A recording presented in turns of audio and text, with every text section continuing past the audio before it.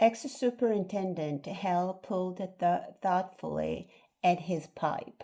He said, "This is a funny fancy of yours, M. Poirot." "It is perhaps a little unusual," Poirot agreed cautiously.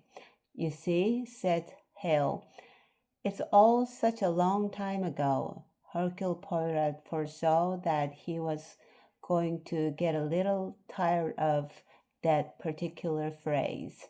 He said mildly, "That adds to the difficulty, of course." "Raking up the past," mused the other.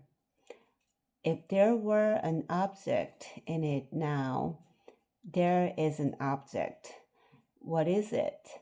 "One can enjoy the pursuit of truth for its own sake." "I do. And you must not forget the young lady." Hale nodded. "Yes, I see her side of it. But you'll excuse me, M. Poirot. You are an ingenious man. You could cook her up a tale." Poirot replied, "You do not know the young lady."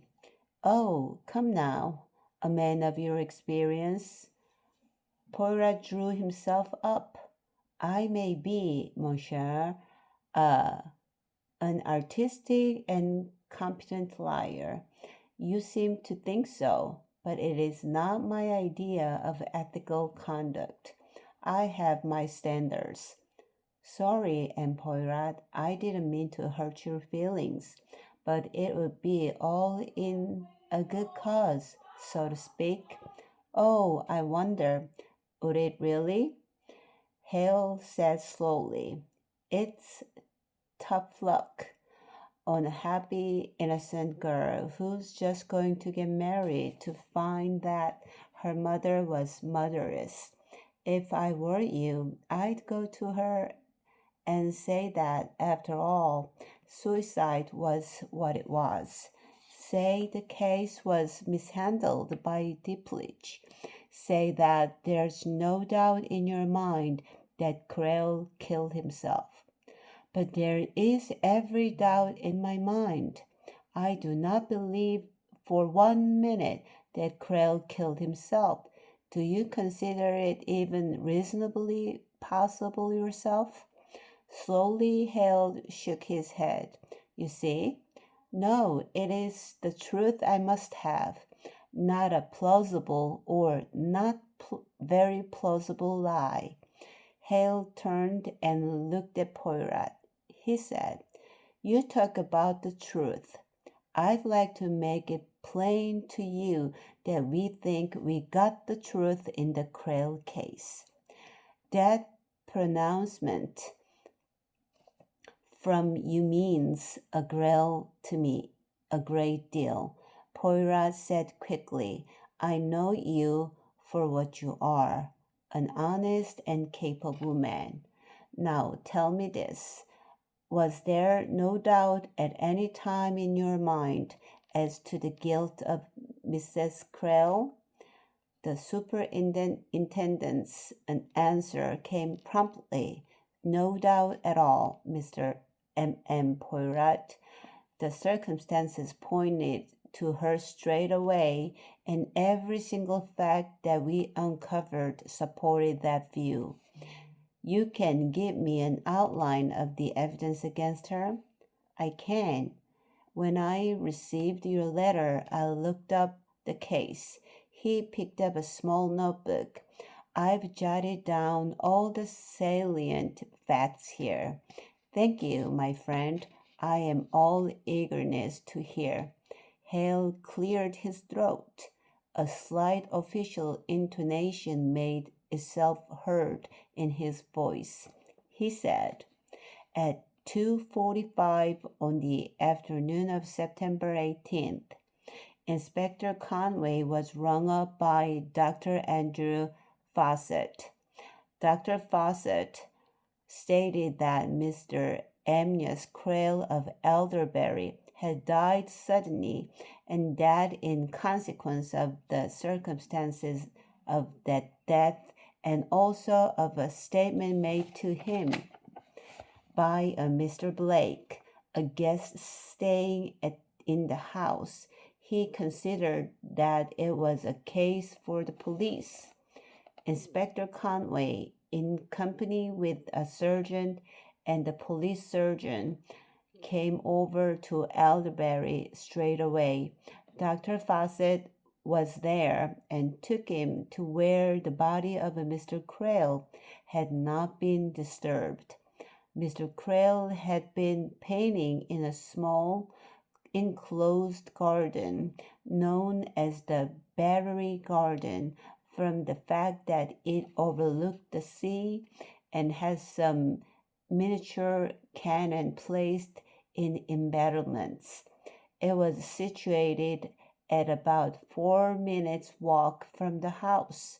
Mr. Crail had not come up to the house for lunch, as he wanted to get certain effects of light on the stone, and the sun would have been wrong for this later.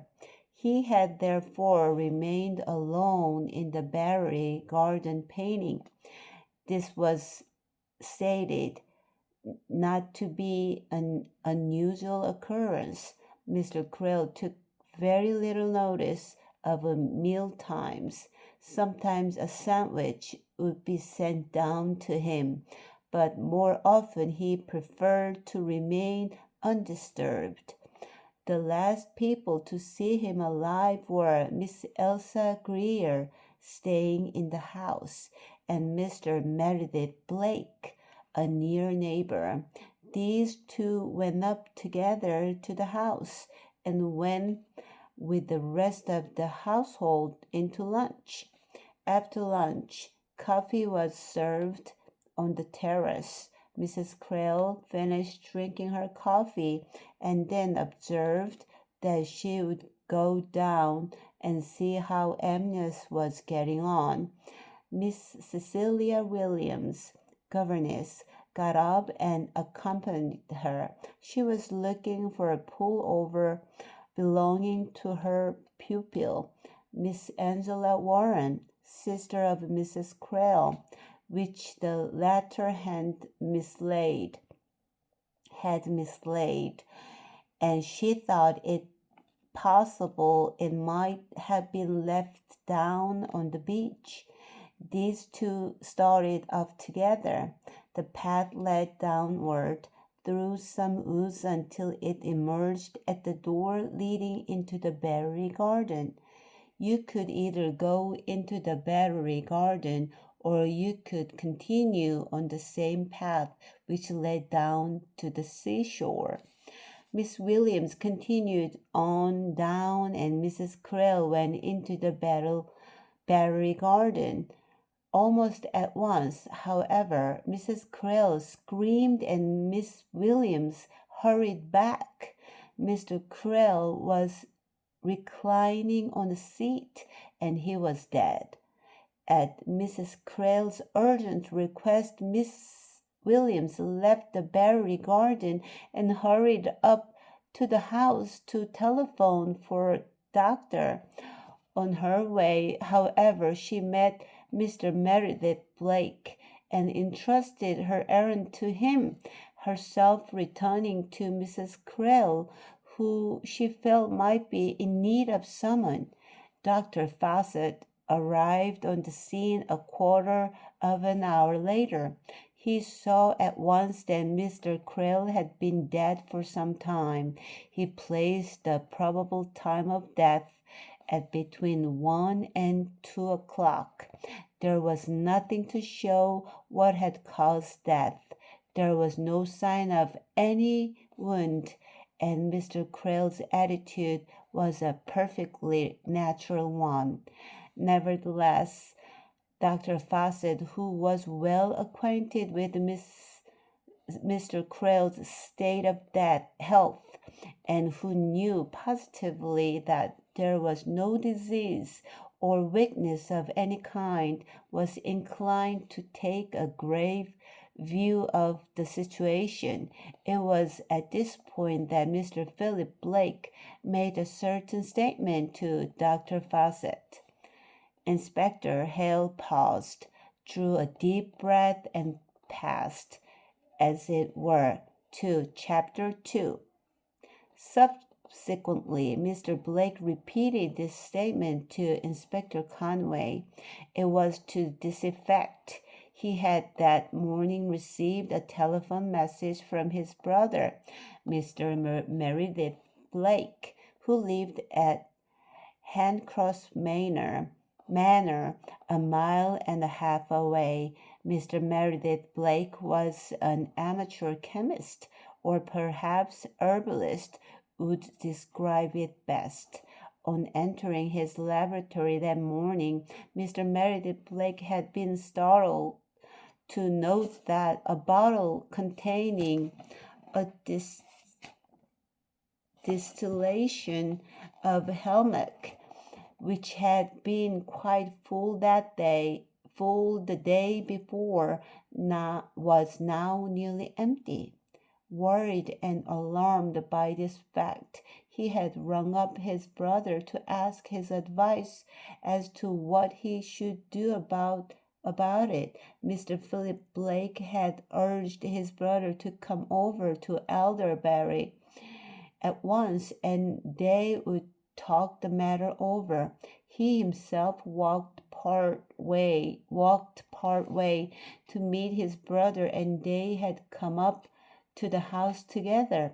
They had come to no decisions as to what course to adopt, and had left the matter in order to consult again after lunch.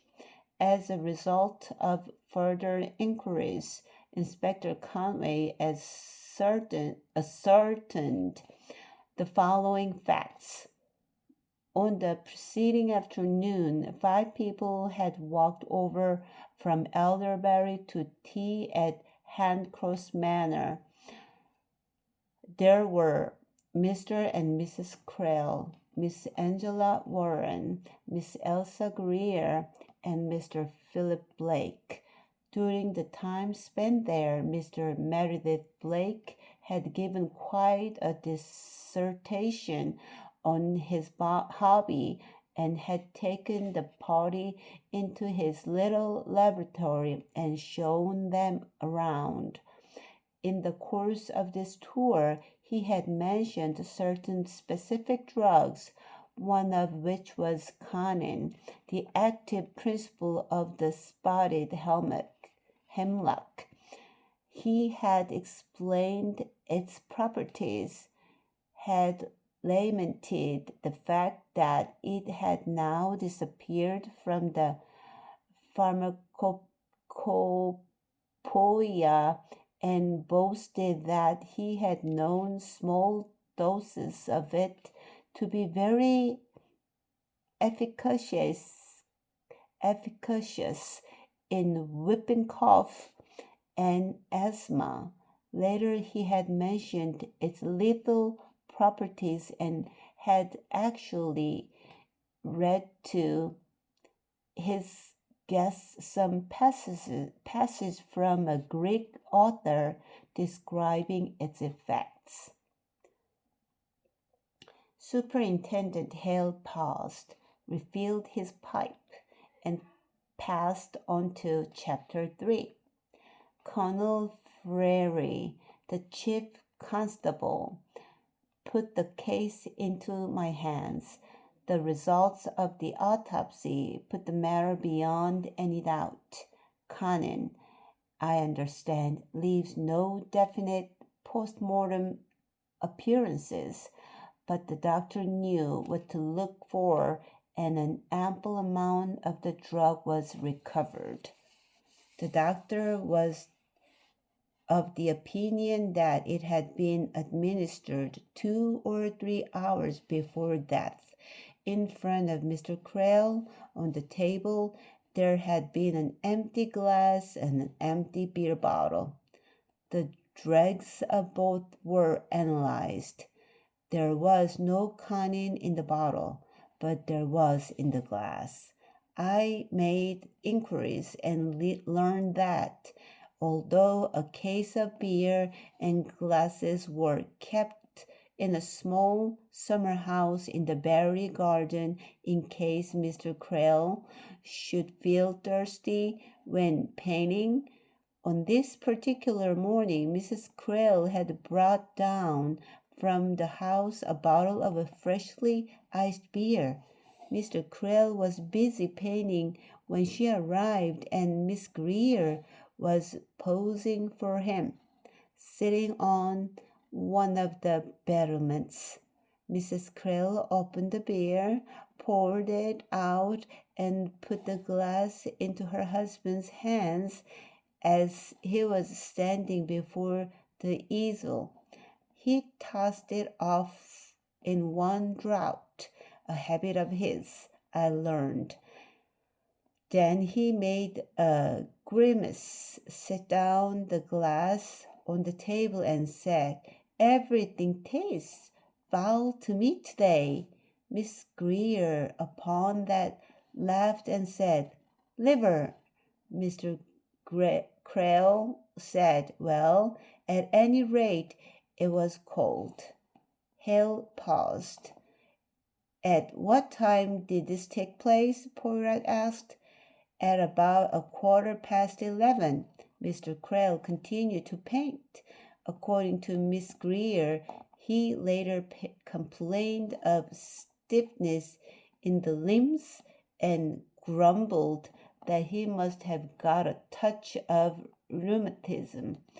But he was the type of man who hates to admit to illness of any kind, and he undoubtedly tried not to admit that he was feeling ill. His irritable demand that he should be left alone and the others go up to lunch was quite characteristic of the man, I should say. Poirot nodded. Hale continued. So Krell was left alone in the berry garden. No doubt he dropped down on the seat and relaxed as soon as he was alone. Muscular paralysis would then set in. No help was at hand, and death supervened.